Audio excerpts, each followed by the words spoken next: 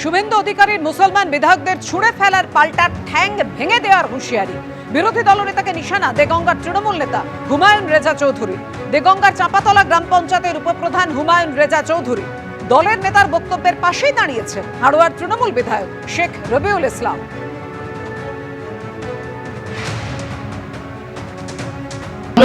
গত কয়েকদিন আগে বিরোধী দলনেতা শুভেন্দু অধিকারী তিনি বলেছেন পশ্চিমবঙ্গ বিধানসভায় যে কজন মুসলিম বিধায়ক আছে তাদেরকে চ্যাংদোলা করে রাস্তায় ছুড়ে ফেলে দেব। আজকে আমিও একজন মুসলিম সম্প্রদায়ের মানুষ হিসাবে আমি বলি, শুভেন্দু অধিকারী তোমার কত দল আছে? 121 হাড়োয়া বিধানসভা, এটা মুসলিম অধ্যুষিত বিধানসভা। এখানে এসে তুমি বলে দেখাও যে মুসলিমদেরকে ছুড়ে রাস্তায় ফেলে দেব। আমরা কিন্তু তোমার ঠ্যাং ভেঙে তোমাকে ওই মেদিনীপুরের শান্তিকুঞ্জে তোমাকে পাঠিয়ে দেব। হুমায়ুন কবির যেটা বলেছিল যে হিন্দুদের কেটে গঙ্গার জলে ভাসিয়ে দেবে, মিঠুন চক্রবর্তী তার প্রতিবাদ করেছিল, বলেছিল তাকে দেখে নেবে। তা আজ পর্যন্ত তার কিছু কেশাগ্রস্ত প্রশ্ন করতে পারিনি। আর আজকে আমাদের চাঁপাতলার যে উপপ্রধান যে কথা বলেছে যে শুভেন্দু অধিকারীকে দেখে নেবে, শুভেন্দু অধিকারী যদি দেগঙ্গা ব্লকে আসে তার ঠ্যাং ভেঙে দেবে। কিন্তু আমি দায়িত্ব নিয়ে কথা বলছি যে চাঁপাতলাতে গিয়ে শুভেন্দু অধিকারী জনসভা করবে, তার যদি একটা কেশাগ্রস্ত প্রশ্ন করতে পারে তাহলে বুঝবো সে বাপের বেটা। কোনো সাম্প্রদায়িক উস্কানি বিজেপি দেয়নি। অন্য পক্ষে তৃণমূলের যারা এমএলএ তারা সাম্প্রদায়িক বক্তব্য রাখছে।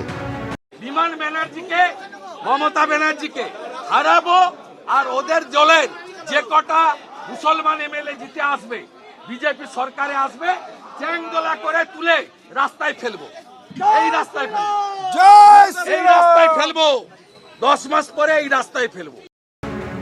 বাংলায় 36 থেকে 37% মুসলমান, যে জেলায় 72% মুসলিম বসবাস করেন সেখানে মুসলিমদের আক্রমণ করা হচ্ছে। মন্তব্য প্রত্যাহার করলে তৃণমূল ও বিজেপির মধ্যে যে পার্থক্য সেটাই থাকবে।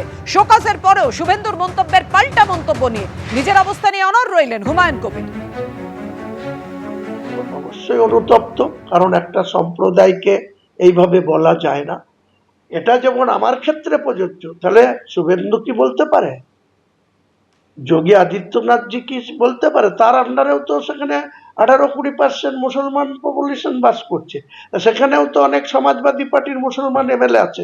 কটা এমএলএ কে যোগী আদিত্যনাথের ক্ষমতা প্রয়োগ করে রাস্তায় বাইরে ফেলে দিয়েছে।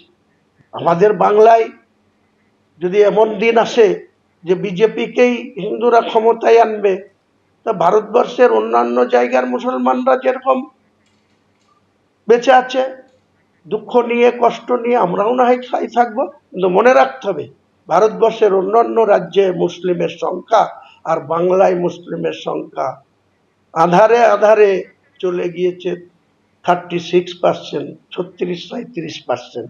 সেই লোককে তুমি চ্যালেঞ্জ করবা, সেই যে জেলায় 72% মুসলিম বসবাস করে মুসলিমদের বিরুদ্ধে ষড়যন্ত্রে লিপ্ত থাকবা, এটা তোমাকে আর হতে দেব না। তুমি যদি ওই কথা প্রত্যাহার করে নাও, তোমার সঙ্গে আমার দল আর দলের মধ্যে যে ডিফারেন্স, টিএমসি আর বিজেপির মধ্যে যে ডিফারেন্স, সেটুকুই থাকবে।